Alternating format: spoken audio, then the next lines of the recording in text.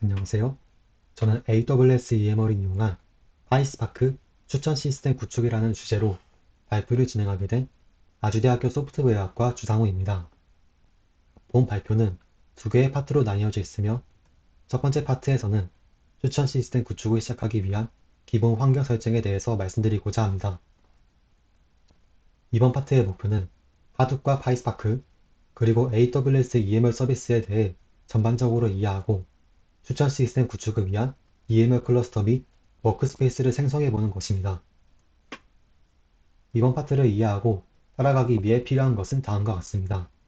우선 결제 수단이 등록된 AWS IAM 계정이 필요하며 클라우드 컴퓨팅과 AWS에 대한 기초 개념이 필요합니다. 또한 AWS EC2, S3, VPC 서비스들에 대해 이해하고 또 기본적인 사용 방법을 알고 있어야 합니다. 다만 이러한 사전 준비 사항에 대해서는 제가 영상 중간중간에 이 부분을 이해하기 위해선 이러한 준비가 필요합니다 등 이런 식으로 언급을 드릴 것이니 지금 이 내용들 중 아무것도 준비되지 않았더라도 우선 영상을 따라오시며 그때그때 보충하시는 걸 추천드립니다. 우선 시작에 앞서 혹시 AWS 계정이 아직 없는 분들을 위해 AWS 가입 및 IAM 계정 생성 방법을 블로그에 따로 글로 정리해 두었으니 참고하여 주시기 바랍니다. 그리고 그렇게 생성한 IAM 사용자에 대해서 이 아마존 EMR 서비스 폴리시라는 이 폴리시를 포함하여서 IAM 롤을 하나 생성해 주시면 됩니다. 이는 저희가 EMR을 사용하고 있기 때문에 필요한 폴리시입니다. 이번 파트의 발표 목차는 다음과 같습니다. 우선 AWS EMR을 소개하기 전에 기본적으로 알아야 할 내용들에 대해 설명드리겠습니다. 클라우드 컴퓨팅이 무엇인가? 그리고 사용 시의 장단점에 대해서는 아주대학교 디지털 미디어학과 송현수 강사님이 올려주신 AWS를 이용한 클라우드 서비스 기초 개념과 웹서버 만들기 첫 번째 편에 잘 올라와 있어서 해당 영상을 시청해 주시면 감사합니다. 저희가 사용할 AWS EMR과 기타 서비스들이 모두 이 클라우드 컴퓨팅 기술에 속합니다. 그리고 AWS EC2 서비스에 대한 이해도 필요합니다. 이 또한 동해 강사님이 동해 영상의 2편에 자세하게 설명해 주시고 계시니 해당 영상을 시청해 주시면 감사합니다. 해당 영상에 강사님이 언급하신 대로 EC2를 한마디로 말한다면 컴퓨팅에 빌려 쓰는 서비스라고 할 수 있겠습니다. 다음은 하둡과 파이스파크에 대해 설명드리겠습니다. 현대 사회에서는 AI 학습을 위해 이전보다 더 많은 양의 데이터들이 사용되면서 심지어는 그 크기가 수십 테라바이트까지 커지기도 합니다. 이러한 상황에서는 아무리 고성능 컴퓨팅 자원을 사용한다고 하더라도 한 대의 컴퓨터만으로는 비현실적이고 너무 오랜 시간이 걸리게 됩니다. 이러한 대용량 데이터 전처리, 분석 및 AI 학습 등을 수행할 때 여러 대의 컴퓨팅 자원을 사용하여 병렬적으로 작업을 처리하면 작업 시간을 획기적으로 줄일 수 있었고 이를 지원하기 위해 만들어진 기술이 하둡 및 스파크입니다. 하둡은 이러한 병렬 처리를 지원하는 기술 중 하나로 초기 하둡은 맵리두스라는 디스크 기반의 연산 방식을 수행하여서 속도가 느리다는 단점이 있었습니다. 하지만 이후 디스크가 아닌 메모리 기반의 연산을 수행하는 스파크라는 기술이 개발되어 하둡에 사용되어지기 시작했고 이후 하둡은 기존보다 훨씬 빠른 연산 속도를 가지게 되었습니다. 그리고 파이썬 언어로 이 스파크를 사용할 수 있도록 만들어진 프레임워크가 바로 파이스파크입니다. 그럼 이러한 병렬 처리를 실제 물리적 컴퓨터로도 할 수 있겠지만 아까 AWS EC2가 컴퓨팅 자원을 의미한다고 했으니 AWS EC2 인스턴스들을 사용해서 병렬 처리를 지원할 수도 있습니다. 여기서 실제로는 이렇게 데이터를 불러와 병렬 작업을 분배하고 총괄하는 그런 프라이머리 노드가 이 데이터와 이 병렬 인스턴스 사이에 필요하게 됩니다. 이때 사용하는 EC2 인스턴스들을 직접 하나하나 생성해 준다면 이 각각의 EC2 인스턴스들 하나하나에 하둡과 스파크를 설치해야 하고 네트워크 통신 관리 설정도 해줘야 하고 그리고 필요한 프레임워크가 있다면 설치해주는 등 이러한 과정들을 일일이 SSH로 하나하나 접속하여 수행해줘야 합니다. 이러면 당연하게도 설정하는데도 매우 오래 걸리고 오류가 생기기도 쉽습니다. 그래서 이를 해결하기 위해 사용되는 서비스가 AWS EMR입니다. AWS EMR은 아까 말씀드린 하두, 스파크와 같은 기술들을 사용하여 빅데이터 처리를 수행할 수 있도록 클러스터 생성, 관리 등을 도와주는 AWS의 클라우드 서비스입니다. 다시 말해, 앞서 보여드린 이런 AWS EC2 인스턴스들을 사용자가 부여한 초기값 설정대로 자동으로 생성해주고 관리해주고 또 제공된 코드를 작업 단위로 분해해서 각 EC2들에서 병렬로 처리하는 것을 도와주는 그런 서비스라고 할 수 있습니다. 그래서 실제로 EMR 클러스터를 생성한 다음에 EC2 탭에 들어가서 EC2 인스턴스들의 현황을 살펴보면 실제로 이런 인스턴스들이 생겨난 것을 저희가 확인할 수도 있습니다. 이제 본격적으로 EMR을 사용하기 앞서 EMR을 사용하기 위해 알아야 할 필수적인 AWS 서비스가 세 가지 있습니다. 그 첫 번째는 AWS S3입니다. S3 서비스의 개념과 생성 방법, 그리고 설정 방법 등에 대해선 아주대학교 소프트웨어학과 박상중 강사님이 올려주신 AWS S3를 이용한 이미지 서버 구축하기 with 스프링 부트 강의에 아주 잘 올라와 있어서 해당 영상을 시청해주시면 감사합니다. 그래서 저희 강의에서는 EMR 클러스터가 사용할 이러한 인풋 데이터를 S3 버킷에 미리 저장해 둘 것이며 이후 필요하다면 분석 결과 등이 S3 버킷에 저장될 수 있도록 설정할 것입니다. 그래서 구체적으로는 이러한 폴더 구조로 버킷을 사용할 것인데 이 인풋 폴더에 저희의 인풋 데이터가 그리고 필요하다면 이후 코드에서 아웃풋 폴더로 경로를 지정해서 데이터를 저장할 수 있도록 설정할 것이고 그리고 이 로그 파일에는 EMR 클러스터 생성 또는 실행 중에 생긴 로그들이 저장되도록 설정해 줄 것입니다. 이때 저희가 하나 짚고 넘어갈 점은 저 스크립트 폴더에 아래에 이러한 쉘 스크립트 파일을 작성해서 업로드해 주어야 된다는 것입니다. 그 이유는 제가 사용한 최신 버전의 7.9.0 EMR 클러스터에 매플러리 라이브러리 관련 의존성 문제가 있어서 일부 라이브러리들이 설치되어 있지 않거나 또는 버전이 너무 오래되어서 호환되지 않는 의존성 문제가 있었습니다. 따라서 이를 해결하기 위해 각 노드들을 생성할 때 그 노드들이 특정 프로그램 또는 파일을 실행하도록 해주는 부트스트랩이라는 기능을 이용해서 아래 쉘 스크립트 파일이 각 노드들이 실행될 때 실행되도록 실행하여 의존성 문제를 해결해 주어야 합니다. 이후 EMR 클러스터 생성 실습 때 이 S3 폴더들을 EMR에 연결하는 방법 또한 보여드리도록 하겠습니다. 두 번째로 알아야 할 서비스는 AWS VPC입니다. 이는 AWS 계정에 만드는 가상의 격리된 네트워크 환경 같은 것인데 사용자는 각 VPC별로 환경 설정, 보안 규칙 설정 등이 가능합니다. 그리고 하나의 VPC 안에서 세분화된 IP 구역을 서브넷이라고 부릅니다. 그래서 저희가 생성한 EMR, EC2, 그리고 S3 버킷 모두 어떤 특정 VPC에 특정 서브넷 안에서 이렇게 동작을 하게 되기 때문에 이런 어느 서브넷 안에서 동작할지를 생성 시에 명시해 주어야 합니다. 따라서 이런 VPC와 서브넷의 생성이 필요합니다. 마지막으로는 AWS 키 페어입니다. 저희가 EMR 클러스터나 EC2와 같은 인스턴스를 만들 때 그 인스턴스에 SSH로 원격 접속을 하기 위해선 키 페어가 필요합니다. 저희가 이번 실습에서 직접 SSH로 원격 접속을 할 것은 아니지만 EMR 클러스터 생성 시에 이 키 페어를 명시적으로 입력해 주도록 하고 있기 때문에 미리 생성해 두어야 합니다. 키 페어는 이와 같이 EC2 탭에 들어가서 키 페어 탭에 들어간 다음 키 페어 생성 버튼을 누르면 나오는 화면에서 RSA 그리고 저희는 필요하다면 푸티를 사용할 거기 때문에 PPK 형식으로 선택하고 이름을 입력해주면 키 페어가 생성이 됩니다. 이제 본격적으로 EMR 클러스터를 생성하는 실습을 해보겠습니다. 여기서 S3 버킷과 VPC 그리고 키 페어를 생성하는 부분은 저의 그 개인적인 정보들이나 제 AWS 계정의 정보들이 노출될 수가 있기 때문에 조금 위험할 수가 있어 따로 실습 과정을 촬영하지는 않았습니다. 이 실습에서는 이미 S3 버킷과 VPC 그리고 서브넷 그리고 키페어가 생성된 상태라고 가정하겠습니다. 네, 그러면 본격적으로 실습을 진행해 보도록 하겠습니다. 참고로 저는 실수로 리전을 서울이 아닌 이 사우스이스트 2, 그러니까 시드니에 두는 치명적인 실수를 했는데 이러면 속도가 느리거나 비용이 더 드는 등의 문제가 발생할 수 있으니 여러분들은 꼭 확인하고 이 서울에다가 리전을 두시기 바랍니다. 여기서 저는 이미 기존에 만들어둔 클러스터들이 이렇게 있어가지고 그중 하나를 복제하도록 하겠습니다. 직접 처음부터 생성하여도 이 과정은 똑같습니다. 네, 이름은 자유롭게 정해주시고 EML 버전은 최신 버전을 사용하겠습니다. 애플리케이션 번들은 사용자의 목적에 따라서 어떠한 추가적인 프로그램들을 설치할 건지 물어보는 건데 저희는 이제 파이스파크를 사용할 것이기 때문에 스파크 인터랙티브 어플리케이션 번들을 선택해 줍니다. 그럼 이렇게 스파크가 설치되게 됩니다.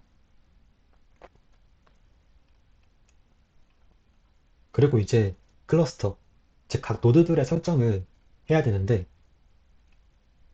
우선 각 노드들의 연산 컴퓨팅 자원에는 이 가격과 성능이 적당히 균형을 이루는 이 M5X라지 이런 컴퓨팅 자원을 선택해 주시고 따로 뭔가 다른 컴퓨팅 자원을 사용해도 상관은 없지만 이 컴퓨팅 자원이 굉장히 가격 면에서나 성능 면에서나 굉장히 균형이 있기 때문에 기본적으로는 이 컴퓨팅 자원을 선택하시는 걸 추천드립니다.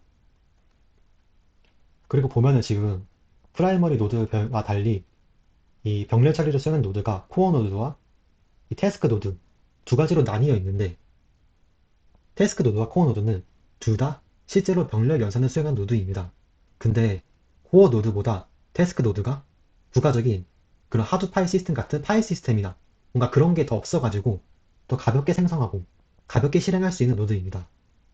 즉, 코어 노드는 좀 더 무겁고 태스크 노드는 좀 더 가벼운 그런 노드로 일단 생각해 주시면 되고 저희 같은 경우는 기본적으로 코어 노드 3개, 태스크 노드 1개로 기본 설정 값을 준 다음에 이 EML 관리형 크기 조정이라는 이런 설정을 선택해가지고 이 클러스터, EML 클러스터가 연산량이 많이 필요할 때는 코어 노드와 태스크 노드의 개수를 유동적으로 늘리고 또 연산량이 그다지 많이 필요하지 않을 때는 이 두 가지 노드의 개수를 줄이는 식으로 유동적으로 관리하여서 성능과 비용 면에 균형을 이루도록 설정해 주겠습니다.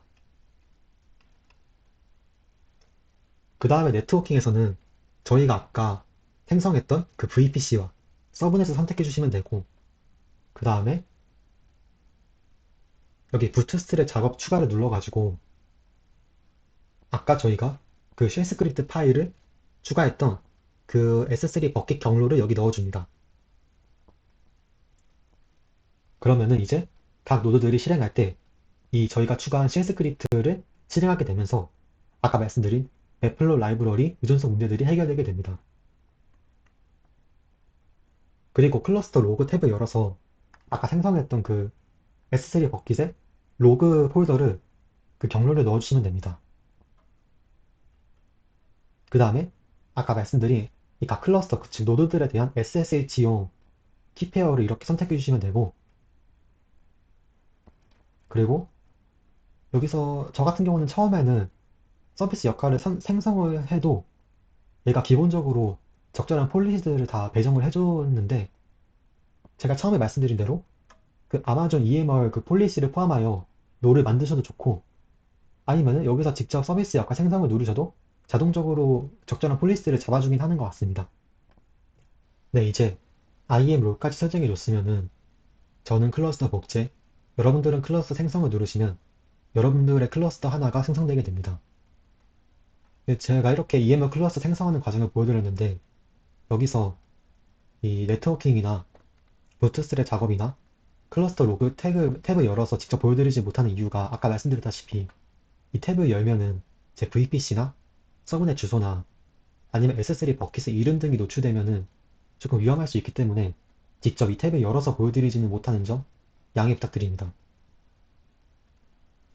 네, 그럼 클러스터 복제를 누르면은 이렇게 클러스터가 생성 중에서 부트스트래핑 중 그리고 실행이 준비가 되면은 대기 중으로 최종적으로 바뀌게 되는데 여기서 부트스트래핑 과정이 거의 몇십 분씩 굉장히 오래 걸리기 때문에 제가 미리 클러스터를 복제해가지고 가져온 점 양해 부탁드립니다.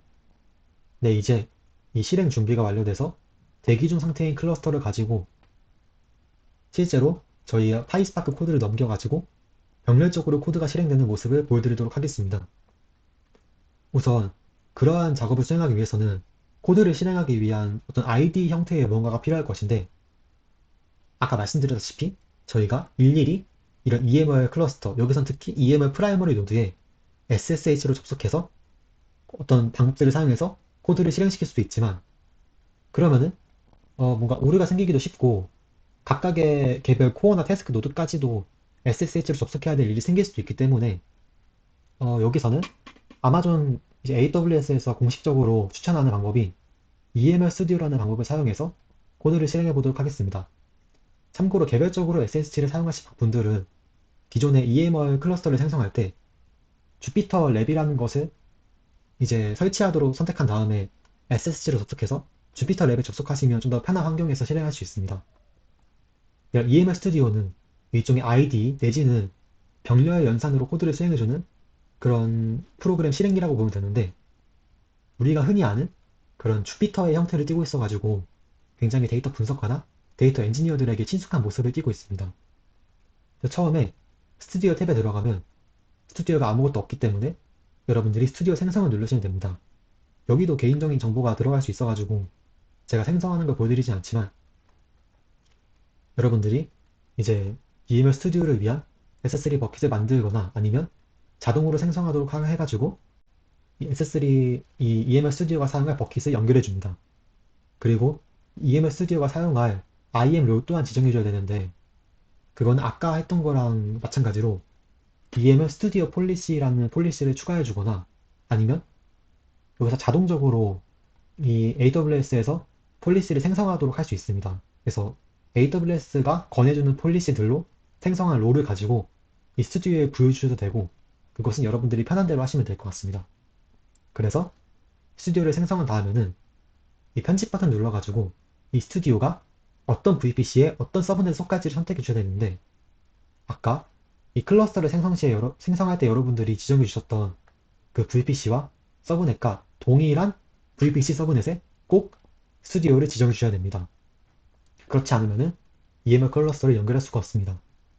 그렇게 스튜디오를 생성하면 자동적으로 이 워크스페이스라는 것 하나가 생기게 됩니다.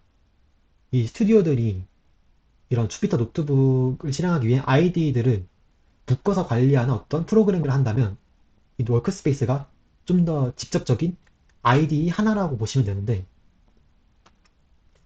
이 IDE가 어떤 백그라운드 프로그램으로 우리가 전달한 코드를 실행할지 돌릴지는 이 클러스터 연결로 지정해 줘야 됩니다. 저 같은 경우는 이제 아까 미리 EMR 클러스터를 연결해 주었는데 이 EMR 클러스터가 스튜디오가 준비 상태일 때는 클러스터를 연결할 수 없습니다. 그래서 따라서 처음에는 이 작업에서 중지로 바꿔주신 다음에 유후 상태가 되면 클러스터 연결로 저희가 아까 만든 EMR 클러스터를 연결해 주시고 그 다음에 다시 시작을 눌러주시면은 이 워크스페이스가 EMR 클러스터에 연결되게 됩니다. 그래서 빠른 시작을 눌러주시면은 잠시 기다린 후에 이렇게 주피터랩이라는 주피터의 어떤 발전된 형태의 그 IDE가 이렇게 나오게 됩니다. 보시면은 여기에 EMR 클러스터가 저희의 이 워크스페이스에 제대로 연결되어 있는 것을 보실 수 있습니다. 저희가 여기서 어떤 코드를 실행하면은 그 코드는 이 EMR 클러스터에 의해서 백그라운드적으로 돌아가도록 실행되게 됩니다. 네, 그러면 아주 간단한 그런 파이스파크 기본 코드를 가지고서 어떻게 EMR 클러스터가 이 파이스파크 코드를 실행하는지 한번 살펴보겠습니다. 그래서 실행을 누르면은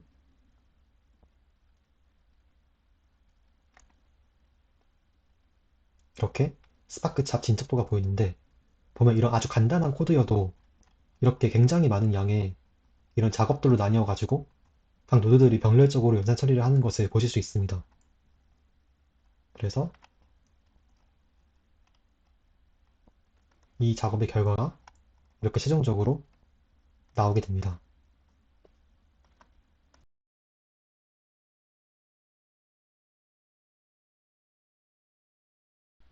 네, 이번 강의의 참고 문헌은 다음과 같습니다. 발표에 집중해 주셔서 진심으로 감사드립니다.